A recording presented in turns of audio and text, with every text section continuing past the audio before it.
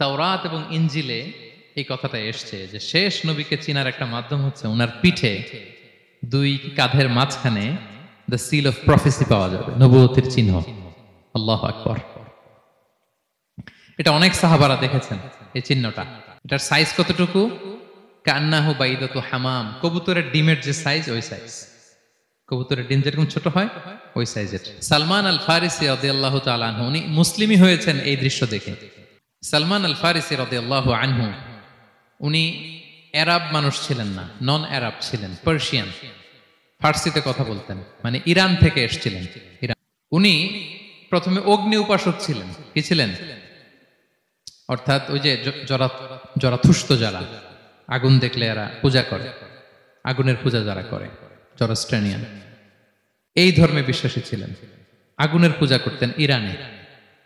তিনিও আগুনের পূজা করে, তার বাবাও আগুনের পূজা করে।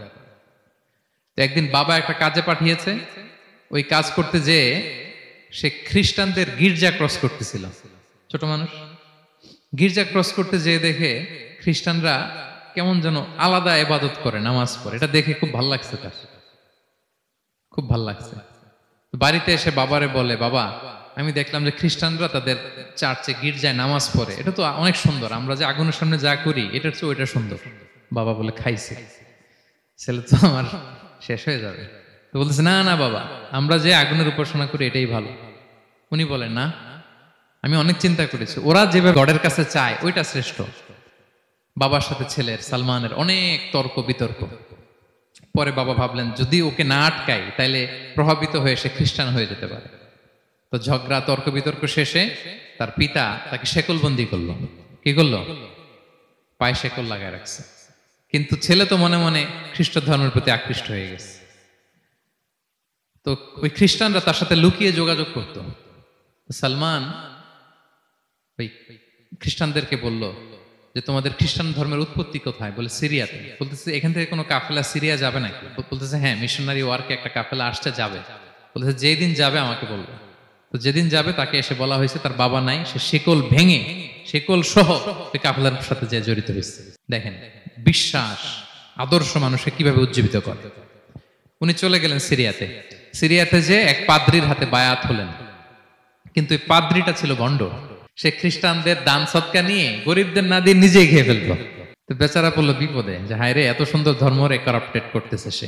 পরে এই পাদ্রি যখন মারা গেল, সালমান সে আরেক পাদ্রির কাছে গেল। আরেক পাদ্রির কাছে গেল। ওই পাদ্রি আবার অনেক ভালো, খুবই ইবাদত করে। তো ওই পাদ্রি কিছুদিন থাকার পরে ওই পাদ্রিও মারা গেল। ওই মারা যাওয়ার আগে সে জিজ্ঞেস করতেছিল যে, পাদ্রি, এই বর্তমান পৃথিবীতে সবচেয়ে ভালো খ্রিস্টান পাদ্রি কে? বলতেছে, আর কেউ নাই। যদি ভালো খ্রিস্টান পাদ্রি তোমাকে পেতে হয়, জানতে হয়, তোমাকে ইরাকের মোসেল শহরে যেতে হবে। এবার মোসেলে যে সে আরেক খ্রিস্টান পাদ্রির কাছে থাকলো। কিছুদিন পরে ওই পাদ্রিও মারা গেল। তো মৃত্যুর আগে তাকে জিজ্ঞেস করছিল যে, পাদ্রি আপনি বলেন তো, আপনার পরে শ্রেষ্ঠ পাদ্রি কে আছে পৃথিবীতে? সে বলতেছে, আমার পরে শ্রেষ্ঠ কোনো পাদ্রি আর পৃথিবীতে নাই। খ্রিস্টান ধর্ম শেষ হয়ে গিয়েছে, নাই। তবে জেনে রেখো, শেষ জামানার নবী আসার সময় ঘনিয়ে এসছে। তিনি যে এলাকায় আসবে, এলাকাটা চারদিকে পাহাড় বেষ্টিত থাকবে। চারদিকে থাকবে পাহাড়, খেজুরের বাগান, মরুদ্যান। তাকে চেনার আলামত আছে। কি আছে? আলামত আছে। এক নম্বর আলামত হচ্ছে, ওই শেষ নবীকে দানের খাবার দিলে তিনি খায় না, কিন্তু উপহার দিলে সে নেয়, খায়।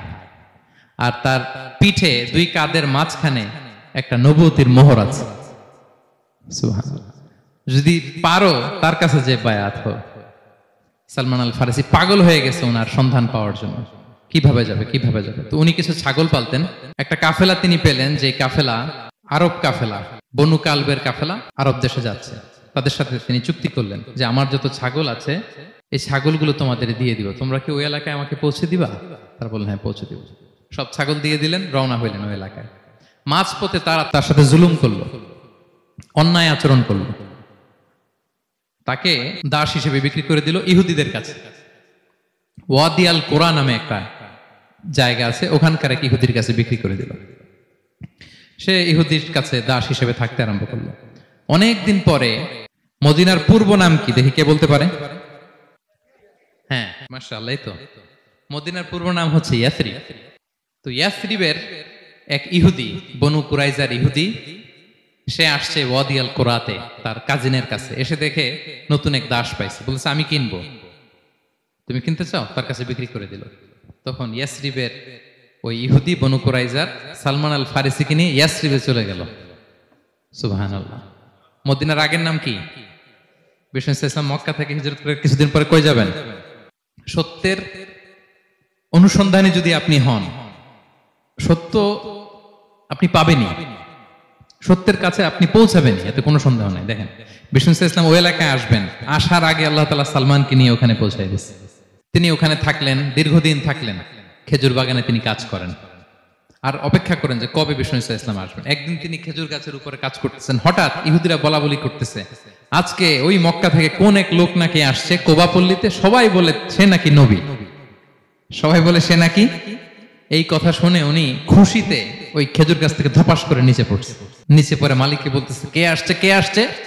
এই কথা শুনে মালিক রেগে মেগে তাকে মারতে আরম্ভ করলো যে তোমার জেনে কি লাভ, যাও এখান থেকে। তার মানে সুবহানাল্লাহ, সালমান আল ফারিসি তিনি জেনে গেলেন যে বিষ্ণু ইসলামের আগমন ঘটেছে। আপনারা জানেন যে হিজরতের যে রুটটা, বিষ্ণু ইসলাম সরাসরি ইয়াসরিবে বা মদিনায় না ঢুকে প্রথমে কুবাতে ঢুকেছিলেন, কুবাপল্লীতে কিছুদিন ছিলেন, মসজিদে কুবা নির্মাণ করেছেন। তো তিনি তো সত্যের সন্ধানী হয়ে পাগল, আল্লাহর কাছে সবসময় দোয়া করতেন, আল্লাহ সেই আখির জামানার নবীর সন্ধান যেন আমি পাই। সালমান আল ফারিসি রাদিয়াল্লাহু তাআলা আনহু ওই যে তার পাদ্রীর শিখিয়ে দেয়া যে আলামত, তিনি দেখলেন ঠিকই তো ইয়াসরিবের দুই দিকে হাররা আছে, মানে পাহাড় বেষ্টিত, আবার খেজুরের বাগান আছে। এবার তিনটা যে আলামত দিয়েছিল ওই আলামত চেক করার জন্য কিছু খেজুর নিয়ে কুবায় চলে গেলেন। কুবায় যেয়ে দেখেন বিষ্ণু ইসলাম সাহাবাদের নিয়ে বসা। তো তিনি বিষ্ণু ইসলামের সাথে পরিচিত হয়ে বললেন এই যে কিছু সাদাকার খেজুর আমি আপনার জন্য এনেছি, নেন। বিষ্ণু ইসলাম বললেন ওই যে ওদেরকে দাও, ওই যে গরিব সাহাবারা ওদেরকে দাও। বিষ্ণু ইসলাম খেলেন না, সে মনে মনে বলতেছে এই তো একটা পেয়ে গেছে, একটা পেয়ে গেছে। উনি কিন্তু খায় নাই, ধরেও নাই, বলতেছে যে ওদেরকে দাও। দিল, সাহাবারা খেল। এরপর বিষ্ণু ইসলাম কুবা থেকে মদিনায় চলে গেলেন। তখনও মদিনার নাম হয়নি, ইয়াসরিব, ইয়াসরিবে গেলেন। এবার কিছুদিন পরে আরো কিছু খেজুর নিয়ে সালমান রাদিয়াল্লাহু তাআলা আনহু বিষ্ণু ইসলামের কাছে গেলেন। এবার যে বললেন কিছু খেজুর আমি উপহার হিসেবে আপনার জন্য এনেছি, আপনি কি গ্রহণ করবেন? বিষ্ণু ইসলাম বললেন অবশ্যই গ্রহণ করবো। বলেই তিনি একটা নিয়ে খেতে শুরু করলেন, খেলেন এবং বিতরণ করলেন।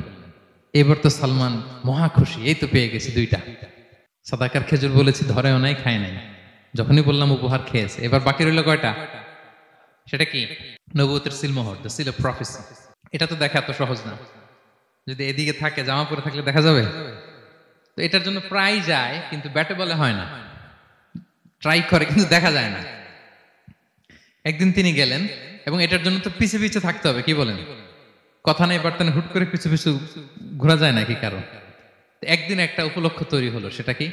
বিষ্ণু ইসলাম এক সাহাবী মারা গেলেন বাকি উল গারকাদে, মানে যেটাকে আমরা জান্নাতুল বাকি বলি, ওই কবরস্থানে ওই লাশ নিয়ে যাচ্ছে, সবার সাথে সাথে বিষ্ণু ইসলামও যাচ্ছে। তো এখন তো একটা সুযোগ, পিছনে পিছনে যাওয়া যায়, কি বলেন?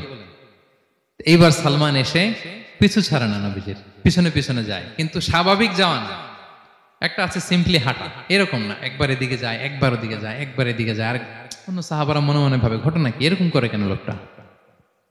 কিন্তু বিষ্ণু ইসলাম তো জানেন কেন এরকম করতেছে, ঠিক কিনা বলেন? বিষ্ণু ইসলাম সেদিন দুইটা চাদর পরেছিলেন, একটা নিচে আর একটা উপরে, নিচে লুঙ্গি আর একটা চাদরটা দিয়ে গা ঢেকেছিলেন। বিষ্ণু ইসলাম ইচ্ছে করে পিঠের চাদরটা একটু নিচের দিকে নামালেন, যাতে করে সে যেটা খুঁজতেছে ওটা দেখে ফেলে। বিষ্ণু ইসলাম চাদরটাকে একটু করে নিচে নামালেন, নামানোর সাথে সাথে তিনি দেখলেন দ্য সিল অফ প্রফেসি, মাহরুন নবুয়া। দেখার সাথে সাথে সালমান আল ফারিসি চিৎকার দিয়ে বিশ্বনবীকে জড়িয়ে ধরলেন এবং ওই জায়গাটাতে দুই ঠোঁট দিয়ে চুমু খেলেন, কাঁদতে শুরু করলেন। বিষ্ণু ইসলাম বললেন কেন কাঁদো তুমি? এতক্ষণ আমি আপনাদেরকে যা শোনালাম, সালমান পুরো ঘটনাটা বিষ্ণু ইসলামের কাছে বর্ণনা করলেন। বললেন ইয়া রাসূলুল্লাহ, এই জন্য কাঁদি